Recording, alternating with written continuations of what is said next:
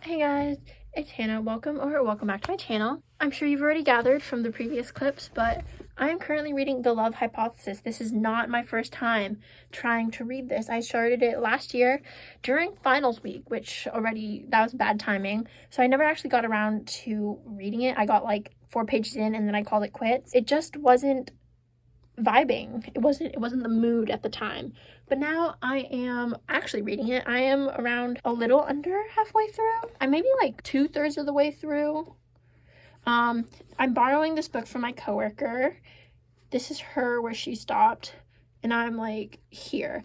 So I'm actually enjoying it. I feel like in the beginning you have to sort of just like look over all the sort of stupid things that Olive does, because the relationship's actually not that bad. I know that I've had this on my TBR for a while, never got around to reading it, doing it now. I started this yesterday and I'm already 2/3 of the way through, so I feel like that says something when I normally can't get into reading physical books during the school year, but I haven't been able to put this one down. I was reading it like as I eat in the dining hall because it's going by like pretty fast too. We're doing that right now. I'm going to go to class. I'm going to slip this into my backpack, and we're going to read during my breaks.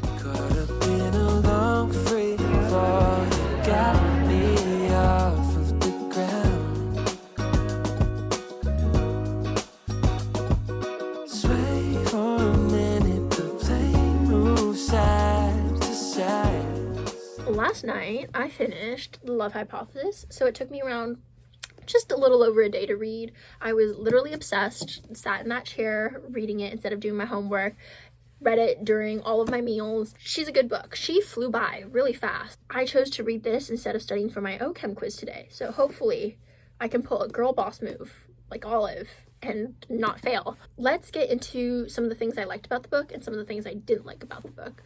One of the things that I really liked was Olive, An, and Malcolm and their dynamics. Like, even though they were cautious of her relationship with Adam in the beginning, they were all very supportive, and they're always there for Olive. You know, honestly, at the very end, I just liked how their friendship really like showed through like the way that they reacted to, you know, what happened. But also, like, I like the fact that Olive in a sense is very selfless. She wants An to feel more comfortable dating her ex, and is willing to go through this whole entire fake dating plot for her. So it just goes to show like how deep their friendship is. And Olive like does reference them as like her family and the only people she really wants to be around multiple times throughout the book. And I really like that she had like a core group of friends too. I also really liked this was a good couple. Olive is sort of insecure of herself, and I feel like that's just because she is a woman in academia, which is a male-dominated field. She's working in an all-male lab. Like, obviously there's going to be sexism and everything, and like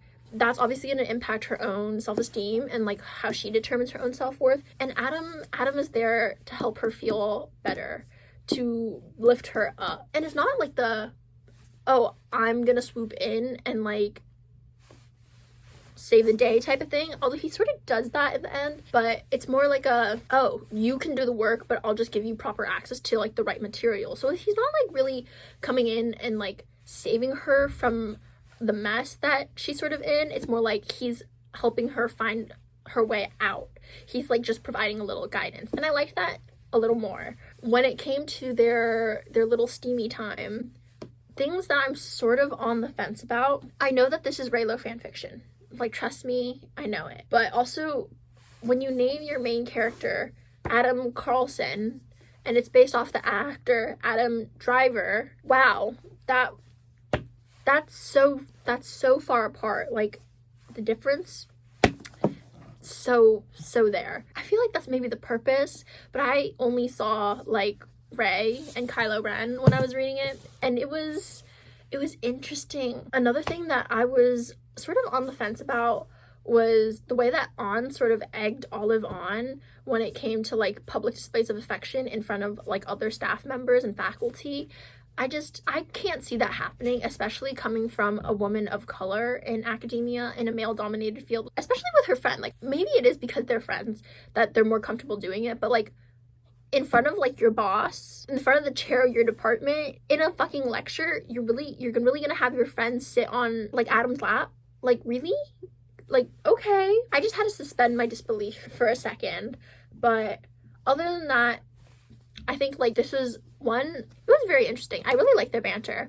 2, it went by super fast, and that says something. 3, this is giving like the Spanish love deception, but like Olive has a couple more brain cells than what's her name? Catalina.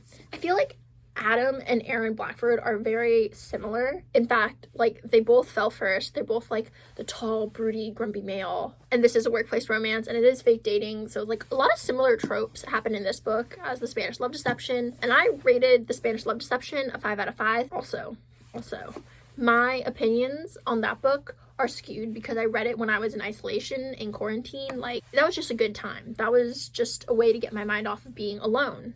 But I do think that this book, also really enjoyed it, but I think it's more like a 4.5, maybe rounded up to a 5, because I do have some issues with it, but like overall, I really enjoyed it. Thank you so much for watching. Please like, comment, and subscribe. Stay fresh, and I will catch you next time.